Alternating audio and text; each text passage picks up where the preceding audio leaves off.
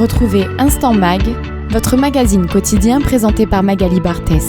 Aider les patients à affronter la maladie, voilà qui a poussé le médecin oncologue et radiothérapeute Avi Assouline à imaginer le livre que nous allons présenter aujourd'hui et qui a pour titre « Une histoire étranginaire » aux éditions Complicité. Et pour en parler, nous sommes avec le docteur Assouline. Bonjour à vous. Bonjour. Ce livre, écrit à plusieurs mains, a donc vu le jour grâce à la conjonction d'expériences professionnelles et de centres d'intérêt personnel. Tout à fait, et des compétences complémentaires en fait, puisque parmi les auteurs, effectivement, il y a Marie-Ève Laporte, qui est une ancienne patiente, une de mes anciennes patientes d'ailleurs, puisqu'elle le dit d'ailleurs elle-même dans la 4e page de cours. Il y a le docteur David Toledano, qui intervient plutôt comme aidant, puisqu'il a eu une proche qui a été malade d'un cancer, et puis moi comme oncologue, radiothérapeute, voilà. Et le patient lecteur est accompagné par divers protagonistes. Pourriez-vous nous les présenter ? Alors tout à fait. Alors il faut bien comprendre que à aucun moment dans le petit ouvrage, c'est un petit ouvrage d'une 50aine de pages, le mot cancer est employé, ni maladie d'ailleurs. C'est vraiment un conte métaphorique qui est là pour relater un parcours initiatique qui peut effectivement tout à fait correspondre à celui que traverse un patient, un jeune ou moins jeune d'ailleurs, effectivement, puisqu'il y a au travers de cette petite histoire, ce petit conte, différents personnages. Alors, je vais évidemment pas rentrer trop dans les détails, puisque sinon, je vais, comme on dit maintenant, spoiler l'histoire. Mais il y a un personnage principal, qui est un petit personnage. Alors, on ne sait pas trop si c'est un homme, une femme, un jeune, moins jeune. Et ce petit personnage va cheminer au long de tout un parcours avec différentes étapes, aidé d'un petit chien qui va l'accompagner tout au long du parcours. Alors, comment les différents auteurs se sont-ils impliqués dans la réalisation de ce conte ? Alors, en fait, c'est très simple. Moi, à titre personnel, l'idée m'était venue il y a quelques années de présenter le combat contre le cancer sous une forme qui, à ma connaissance, n'avait pas encore été explorée. Il y a eu beaucoup, vous savez, beaucoup de livres sur le cancer, même à destination du grand public, mais présenter le combat contre le cancer sous forme d'une petite histoire, j'allais dire quasi enfantine, mais à la fois aussi avec une grille de lecture plus adulte, métaphorique, philosophique. À ma connaissance, ça n'avait jamais été fait, et donc je me suis dit pourquoi pas le présenter comme ça, sans tout ce qui est la lourdeur, la gravité de la maladie, et donc à destination d'un public plus vaste, plus large, y compris pourquoi pas un jeune public qui pourrait malheureusement être pas forcément touché dans leur chair, mais peut-être au travers de leurs parents qui sont malades, c'est possible. Et donc l'idée m'est venue ainsi.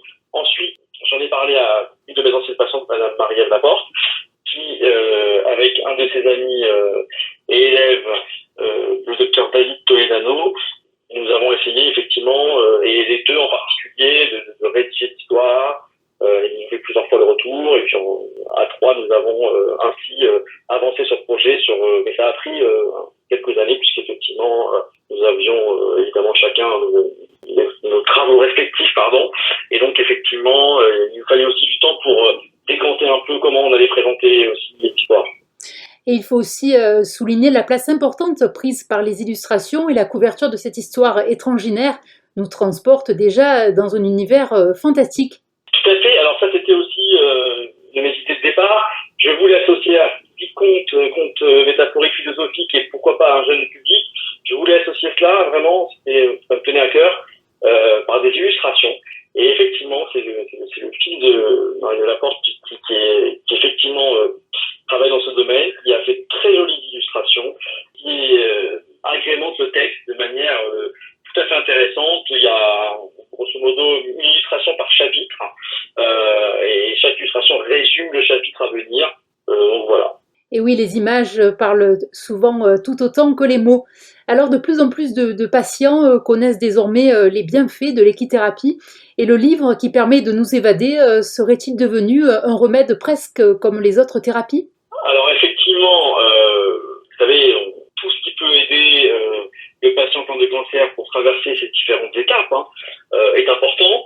Donc effectivement, le livre peut tout à fait aider à la fois pour évader, pour penser à autre chose, aussi se ressourcer. Et les livres peuvent aider effectivement les patients, bien sûr en complément des traitements classiques de la maladie. Et effectivement, et j'espère que ce petit livre pourra apporter aux sur le parcours et prendre un peu de recul, à la fois quand on est patient, soignant, et aussi accompagnant, aidant de patients. Sans doute bientôt prescrit sur ordonnance. Ce livre sera-t-il proposé dans les hôpitaux et salles d'attente de praticiens? Alors écoutez, pour parler d'ordonnance, il y a déjà le sport qui est pratiqué sous ordonnance, puisque les bienfaits du sport ont déjà été décrits dans le passé et même étudiés dans les essais cliniques.